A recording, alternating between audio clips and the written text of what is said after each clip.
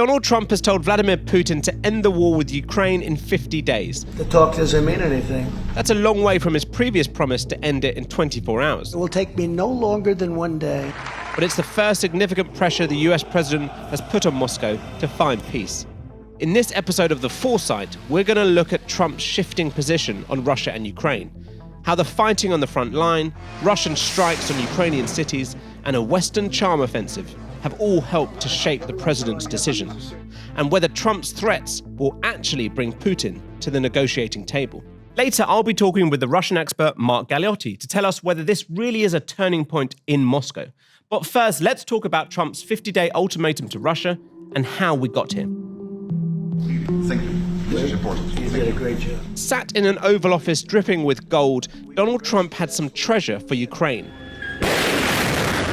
State-of-the-art Patriot air defense systems, missiles, and ammunition, all made in America to be sold to NATO allies who will then send them on to Ukraine. The best equipment, the best missiles, the best of everything.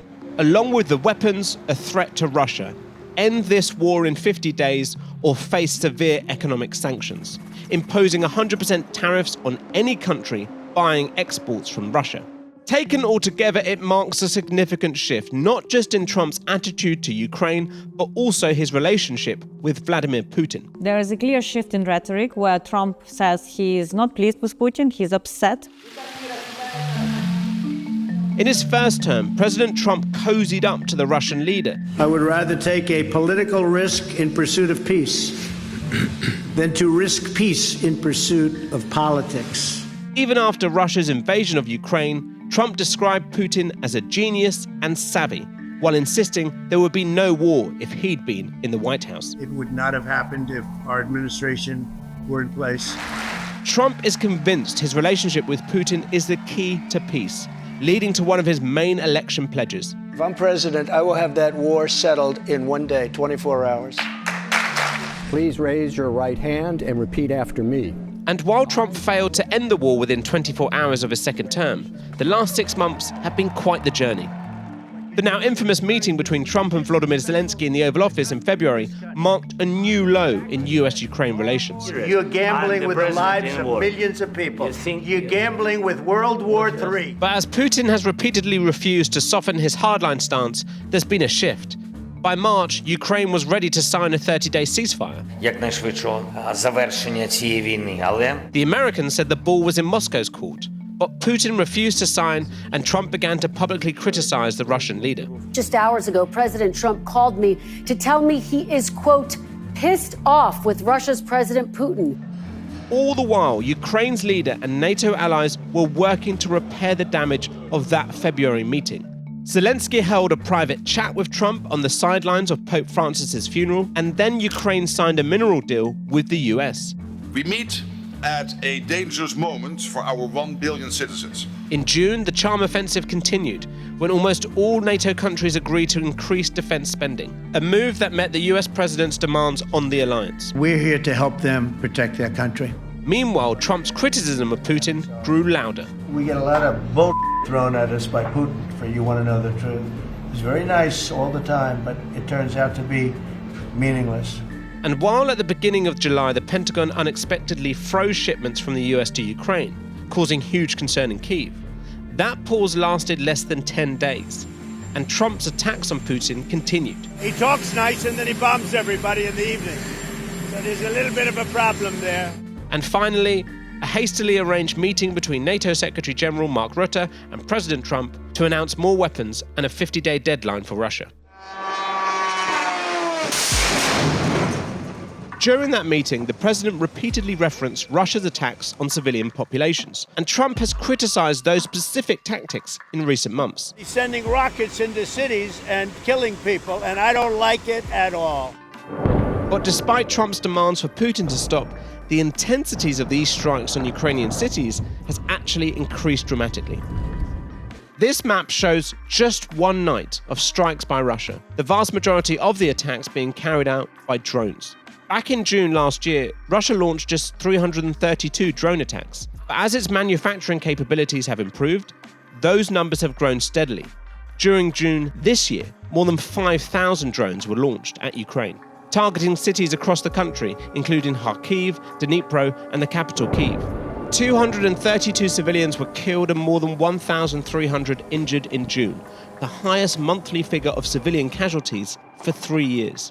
This tactic of terror is designed to dampen support for the war and exhaust Ukrainian air defense. And it's possible because Russia can launch a successful drone strike on a target for a fraction of the cost of a cruise missile. Low costs and relatively simple manufacturing means more drones. The sheer scale of attacks places huge strain on Ukrainian air defenses, increasing the chances that more expensive and more powerful missile strikes reach their targets. Trump's agreement to allow the sale of more Patriot missile defense systems to Ukraine is a direct response to Putin's relentless targeting of civilian populations that have gone on for more than 3 years. I go home, I tell the First Lady, and I spoke to Vladimir today. We had a wonderful conversation. She said, "Oh, really? Another city was just hit." But while Russian drone strikes are a persistent and deadly threat, the Ukrainians are using similar technology to their own advantage. We are trying to learn from them because they are smart for now. Ukraine is sustaining its defense by both learning from Russian technology and rapidly innovating themselves, as we saw firsthand at this secret weapons lab in Kharkiv, creating fiber optic drones like this one that can't be jammed by radio signals. As many as 150 Ukrainian companies now produce approximately 100,000 drones a month.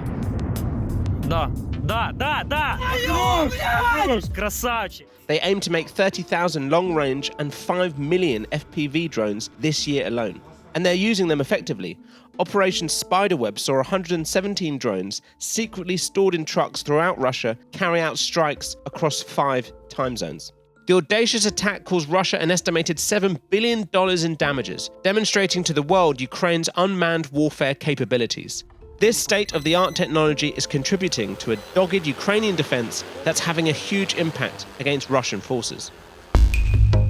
Russia occupies about a fifth of Ukrainian territory and has reclaimed large areas of Kursk within the Russian Federation that Ukraine took in a lightning offensive last summer. Since Trump took office for the second time, and despite calls for a ceasefire, Russia has tried to match the ferocity of its strikes on Ukraine cities along the battlefront. Russian attacks have focused on the cities of Sumy, Kupiansk, Konstantinivka, and Pokrovsk, and Russian territory gains have increased in 2025. In June, Russian forces seized 550 square kilometers, its biggest land grab for 6 months. But the gains are painfully slow.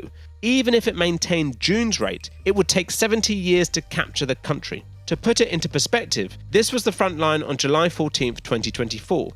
And this was the front line when Trump announced his 50-day ultimatum. Gains representing less than 1% of Ukraine's territory. And the cost of that meager land grab is massive. More than 250,000 Russian troops have been killed and more than 950,000 have been injured since the beginning of this war.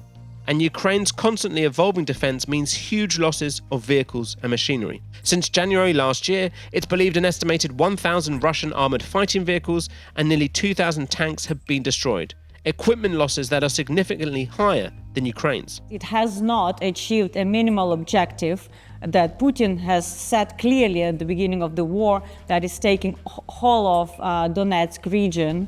Russia for now appears willing to sustain these levels of losses.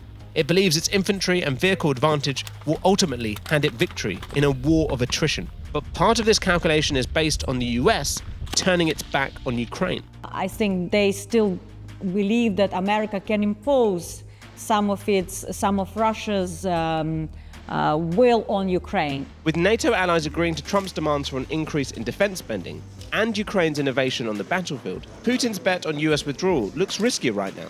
Trump has watched NATO and Europe respond to his threats and demands. Putin has repeatedly betrayed his trust and ignored calls for peace. Ukraine especially worked really hard to make sure United States is engaged and to prove that Kyiv could be actually, unlike Russia, a trustful and reliable partner. European leaders, Zelensky and NATO have found a way to work with Trump, and they needed to. The US can supply weapons no other Ukrainian ally can provide. Perhaps for the first time during Trump's presidency, the pressure to act is on Moscow rather than Kyiv. After the 50-day ultimatum, there could be a new phase of war and hostilities. I guess that's the pressure point that Putin would like to avoid, and maybe that will convince him to take a pause in the war. And that's the central question. Are the new air defences and the threat of more sanctions enough to persuade Putin to sign a ceasefire deal? The Patriot missile systems will certainly bolster Ukraine's defence and provide much-needed respite for Ukraine's citizens. Economic sanctions could have a greater impact. So far, Putin has managed to avoid financial catastrophe from wartime sanctions by completely reorienting his country around the war.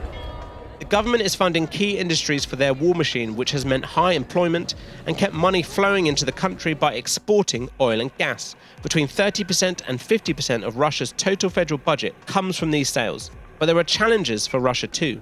This year, manufacturing is down, inflation remains stubbornly high, and huge labour shortages exacerbated by conscription levels are beginning to have an impact. At the same time, energy prices have fallen, meaning Russia's crucial oil and gas revenue fell to their lowest levels since the beginning of 2023 in June this year. The Minister of Economic Development has warned about Russia being on the verge of a recession. So Trump's threat of 100% tariffs on any country buying Russian exports certainly feels like a legitimate risk. I think one of the calculus that Washington has is that Russia's allies such as India or China, especially China, will talk to Putin and say, look, starts going out of control, this will cost us all too much. But since the announcement, Moscow has shown little signs of worry. The Russian stock exchange actually rose after Trump announced his 50-day ultimatum.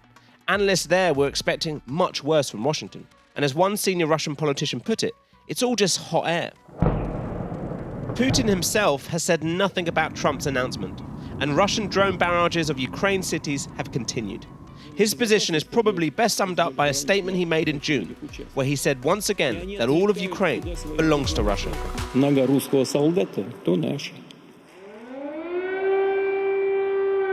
For Ukrainians, the main goal is to keep their land and sovereignty. Following Trump's announcement, there's some optimism. Fears about America turning its back on Kyiv have faded. A new flow of weapons offers them a chance to bolster their defense and buy time. This week, the Ukrainian army has been showing off its equipment and skills to America's special envoy, Keith Kellogg. For now, the US seems happier with Ukraine and its allies, and less so with Russia. But concerns remain. Trump cares what his supporters think and remembers the promises he made in the election to end US involvement in wars abroad. So while Republicans are backing Trump's new Ukraine plan right now, they say it's reliant on securing peace, not extending the conflict indefinitely. One thing is clear, that Putin is not going to change for me, but Trump may change. And that's what Putin and his officials in the Kremlin appear to be banking on, hoping that the US president will lose interest in this war and walk away from the conflict. The 50-day countdown has begun. Joining me now is Mark Galeotti, an historian behind numerous books on Russia and Vladimir Putin and a keen watcher of events in Moscow. I mean, firstly, Mark, we've had a few statements from Putin's spokesperson, from Sergei Lavrov, but we haven't actually heard from Putin himself, have we? Do you think he's mulling over things, or what do you make of that? Putin doesn't like stepping in first. He always wants to have people test the waters for him. And he doesn't want to look as if he's going to be getting into a row with Donald Trump. They're playing this very much as if it's no big deal after all. The moment that Putin comments, it becomes a big deal. So does that mean that Putin does sort of respect his relationship with Trump in some ways, that he doesn't want to seem to be having a row with him? He respects the fact that the United States is the world's most powerful nation. I think that's the point. And there's long been this understanding that Trump's interests are not Russia's, Russia's interests are not Trump. And Trump is an unpredictable force. So from their point of view, and Putin clearly enjoys his role as being a Trump wrangler, and he has been fairly successful up to now, I think there's that point of, at the moment, there's no point in tempting fate. Has Putin, though, at all misplayed his hand here? You know, if we look at the start of the year, he was on good terms with Trump. Zelensky definitely wasn't. So has he misplayed his hand, or is it more that Putin's shown his true colours to Trump, who's finally got the message that maybe he isn't someone who it's that easy to do a deal with? I mean, in some ways, I would say it's both. I mean, I think the most crucial point was in spring when Trump offered him this deal, which was frankly not just a gift, but a whole string of gifts to Russia. And Putin did not immediately leap on that and accept it wholeheartedly. I think in some ways two things happened there. One is we saw that Putin actually still believes that he can get some kind of more maximalist victory in Ukraine. He still thinks time is on his side. He may be wrong, but he seemed to believe it. And secondly, I think at that point the writing was on the wall. That for all Trump talked up his relationship with Putin, for all that Trump talked up the possibilities for a peace deal, that from the Russians' point of view, they decided that they weren't really going to take him that seriously as a mediator. So that means this 50-day deadline, should we take it seriously? Probably not. I mean, it is still conceivably possible that in whatever it'll be, 46 days' time, after having tried to push the front lines as far as they possibly can, Putin will say something like, well, you know, we have now accomplished our objectives. We're willing to talk about some kind of an agreement, just simply to basically try and get Trump off his back. But at the moment, certainly, there's nothing of the sort of whispers or rumors or suggestions of that coming out of either Russian officialdom or those kind of think tanks and pundits who tend to sort of channel the views of the Kremlin. So I think at the moment, they are anticipating that this will go nowhere, in particular because the threat of slapping tariffs on Russian exports to the United States are pretty much meaningless. We're talking about maybe $5 billion worth of trade. And secondly, the wider threat of secondary sanctions on everyone who buys Russian oil. Well, that means India, that means China, that means Japan, that means several European countries. So again, I don't really think that Putin thinks that's actually going to happen. Does that mean when we read about the economy perhaps coming to a point where next year it could be in real dire straits, the threats of these secondary sanctions aren't seen as a worry in Moscow at all? The point is, in some ways, they are just too extensive. I mean, there's no way that China and India can reorient their oil supplies, especially not in 50 days. And again, certainly the Chinese have made it fairly clear. We had a meeting between Xi and Foreign Minister Lavrov just the other day, in which the Chinese made it clear that they were not planning any changes in policy. So in that context, given that this would basically mean opening up yet a new trade war with China and as well as India, I think there is this assumption that actually this is not a credible threat. And therefore, yes, although absolutely there are going to be economic problems by the end of this year and certainly going into next year. There's talk about insolvencies of banks. There is talk about the risks of some kind of recession or stagflation. Nonetheless, from Putin's point of view, he doesn't think the Americans have got it in them to do anything which is going to dramatically worsen the position for Russia. And look, like most authoritarian regimes, he's willing to accept a lot of economic cost on ordinary Russians for him to maintain his policies and his war against Ukraine. So he's making a bet that come this 50 days, Trump won't go through with his threats. But could he again perhaps misplay his hand? Because at the beginning of this conversation, we were talking about how Trump is unpredictable. There is an unpredictability here where Trump could actually, at a 50-day ceasefire, if he's really upset by what he sees in Ukraine, if he's really angry at Putin, he could push Ukraine further and say, do this, do that. I'm really angry. So, I mean, that's another calculation which we don't know. Absolutely. And I think in this respect, you're absolutely right that there is a certain degree of complacency. I think Putin is overconfident in his capacity to predict and, if need be, manipulate Trump. I remember back in the first Trump presidency, when I could still go to Russia, I was talking to a Russian foreign ministry staffer shortly after Trump had launched cruise missiles against the Syrians after a chemical weapons attack. And he said, look, this is our worst nightmare. An American president with a low threshold for the use of force, who makes decisions literally overnight, doesn't consult with allies, let alone warn his antagonists in advance. So yes, certainly within the Russian foreign ministry, there is concern, but this is ultimately being driven by Putin, and Putin seems to feel, and maybe he's right, but we don't know, that he has got Trump's measure. And if he does have the measure, is his hope that after this 50 days, Trump will do what he has threatened before, where he gets tired of the whole back and forth and he just walks away from Ukraine and walks away from any ceasefire talks completely? Well, I mean, to a degree, he's already done that. I mean, if we come to the point about arming Ukraine, I mean, we now have what in many ways is Trump's dream scenario, which is Ukrainians fighting the war with weapons bought from American stocks, in other words, made in American factories, but paid for by the Europeans. This is actually his attempt to, in many ways, disengage himself from what he continues to call Biden's war. So yes, I mean, there is always the possibility that feeling angry, feeling marginalized, feeling disrespected, he doubles down after those 50 days. Or he might just simply sit back and let Europeans send billions of euros, pounds, and dollars to American arms factories. And just finally going back to where we started, I mean, looking back over the last few months and given where we are now and talking about not having heard yet from Putin, do you think at all he regrets not coming to the table when it came to that original ceasefire where it looked pretty good for the Russian terms? Oh, heavens. I mean, quite crawling into the recesses of Putin's brain, there's a limited capacity to do so. I mean, if he had rung me up on the unlikely incident, and I'd have told him to take that deal, because frankly, it was as good a deal as he was going to get. But clearly, he believes there is something more to be sort of won.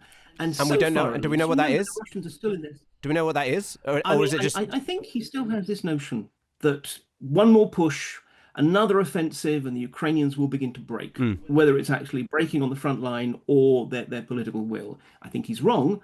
But nonetheless, I think that is his view, that if he can just push a bit further, suddenly, basically he will be able to dictate terms to Kyiv. Mark Galeotti, thank you so much for your time. Thank you.